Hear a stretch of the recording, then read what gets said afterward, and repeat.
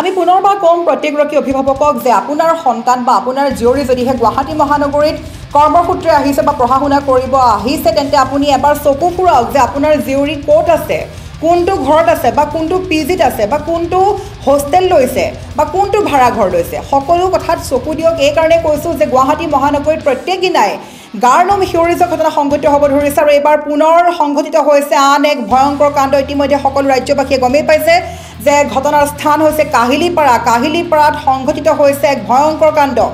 গাৰ্নম হিয়ৰিত ভয়ংকৰ কাণ্ড। এই কাণ্ডৰ বিষয়ে ইতিমধ্যে সকলোৱে গম পাইছে, কিন্তু আমি এতিয়া আপোনালোকক ক'ব বিচাৰিম যে আপোনাৰ জীয়ৰী গুৱাহাটী মহানগৰীত আছে হয়, কাৰ লগত আছে, লিভ ইন ৰিলেশ্যনশ্বিপত আছে নেকি? সকলোৱে মন দিয়ক। প্ৰত্যেকগৰাকী পিতৃ মাতৃয়ে মনোযোগ দিয়াৰ সময় আহি পৰিছে। আপোনাৰ জীয়ৰী আপোনাক মিছা কথা কৈ গুৱাহাটী মহানগৰীত কাৰ সৈতে সময় অতিবাহিত কৰিছে। দুদিনীয়া চিনাকি, তাৰপিছতে লিভ ইন ৰিলেশ্যনশ্বিপ আৰু লিভ ইন ৰিলেশ্যনশ্বিপে গৈ শেষত ভয়ংকৰ পৰিণতিৰ যেন প্ৰমাণ দিছে। তাৰে যেন এক প্ৰমাণ হৈ গ'ল। পুনৰ জোকাৰি গৈছে গুৱাহাটী মহানগৰী এক বিশেষ ভয়ংকৰ হত্যাকাণ্ডই। লিভ ইন ৰিলেশ্যনশ্বিপৰ বাবে প্ৰাণ আহুতি ল'লে এগৰাকী প্ৰেমিক, লগতে এগৰাকী প্ৰেমিকায়ো নিজকে শেষ কৰি পেলোৱাৰ এক বিশেষ এতিয়া ঘটনা পোহৰলৈ আহিছে। গতিকে প্ৰত্যেকগৰাকী লোকেই চাওক, আপোনাৰ সন্তানে গুৱাহাটী মহানগৰীত কাৰ সৈতে বসবাস কৰি আছে। তেওঁ নিজৰ বয়ফ্ৰেণ্ডৰ লগত আছে নে নিজৰ গাৰ্লফ্ৰেণ্ডৰ লগত আছে, অৰ্থাৎ প্ৰেমিক বা প্ৰেমিকাৰ লগত লিভ ইন ৰিলেশ্যনশ্বিপত আছে নেকি? যদিহে আছে এতিয়াই চকু ফুৰাওক আৰু তাৰ বাবে চাই যাওক সম্পূৰ্ণ ভিডিঅ' ক্লিপ। গুৱাহাটী মহানগৰীত বাঢ়িছে live in relationship. Live in ৰিলেশ্যনশ্বিপৰ এতিয়া ভয়ংকৰ পৰিণতি। আমি পুনৰ কৈছোঁ, দুদিনীয়া চিনাকি, তাৰপিছতেই লিভ ইন ৰিলেশ্যনশ্বিপ। প্ৰেমৰ বাবে গুৱাহাটীত পুনৰ সংঘটিত হ'ল গাৰ্নম হিয়ৰি উঠা ঘটনা। গুৱাহাটীৰ মাজমজিয়াত লিভ ইন ৰিলেশ্যনশ্বিপৰ বাবে ঘটিল কোনেও কেতিয়াও কল্পনা নকৰা এক ভয়ংকৰ ঘটনা। ঘটনাৰ স্থান হৈছে কাহিলীপাৰা কল্যাণী নগৰ। আমি দেখাই আছোঁ সেই বিশেষ যুৱক যুৱতীহালক। প্ৰেয়সীক কোঠাত বন্ধ কৰি প্ৰেমিকে শেষ কৰিলে নিজৰ জীৱন। তাৰপিছতে প্ৰেমিকাই কৰিলে ভয়ংকৰ কাণ্ড। ভাড়াঘৰত ভয়ংকৰ কাণ্ড সংঘটিত কৰিছে প্ৰেমিক প্ৰেমিকাই। জানিব পৰা মতে ভাড়াঘৰতে চিপ লৈ চৰম সিদ্ধান্ত ল'লে প্ৰেমিক নৱজ্যোতি তালুকদাৰে। প্ৰথমে প্ৰেমিকাক এটা কোঠাত আবদ্ধ কৰি নিজৰ জীৱন শেষ কৰি দিছিল প্ৰেমিক নৱজ্যোতি তালুকদাৰে।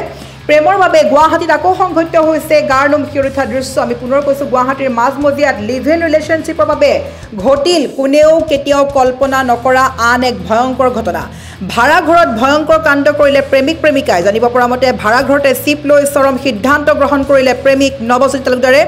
প্ৰথমে প্ৰেমিকাক এটা কোঠাত আবদ্ধ কৰিল, তাৰপিছত নিজৰ জীৱন শেষ কৰি দিছিল প্ৰেমিক নৱজ্যোতি তালুকদাৰে।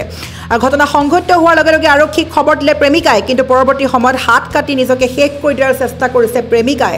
আৰু গুৰুতৰভাৱে আঘাতপ্ৰাপ্ত হোৱা যুৱতীগৰাকী ইতিমধ্যে গুৱাহাটীৰ এখন ব্যক্তিগত হস্পিটেলত ভৰ্তি কৰা হৈছে। জানিব পৰা মতে সম্পৰ্কৰ সংঘাতৰ বাবে এনেকুৱা ভয়ংকৰ কাণ্ড সংঘটিত কৰা বুলি সন্দেহ প্ৰকাশ কৰা হৈছে। বিগত এটা বছৰে ভাড়াঘৰটোত বাস কৰিছিল দুয়োগৰাকী। ইতিমধ্যে মৰণোত্তৰ পৰীক্ষাৰ বাবে প্ৰেৰণ কৰা হৈছে নৱজ্যোতি তালুকদাৰৰ মৃতদেহ। আৰু আনফালে যুৱতীগৰাকীয়ে চিকিৎসালয়ত দীৰ্ঘদিনৰ পৰা দুয়োৰে মাজত কাজিয়াৰ কথা স্বীকাৰ কৰিছে। দুয়োগৰাকীৰ ঘৰ হৈছে নলবাৰীত বুলি জানিব পৰা গৈছে। আমি পুনৰ কৈছোঁ, নলবাৰীৰ এহাল প্ৰেমিক প্ৰেমিকা আছিল গুৱাহাটীত মহানগৰীত কৰ্মৰ সূত্ৰে একেটা ভাড়াঘৰতে বসবাস কৰিছিল।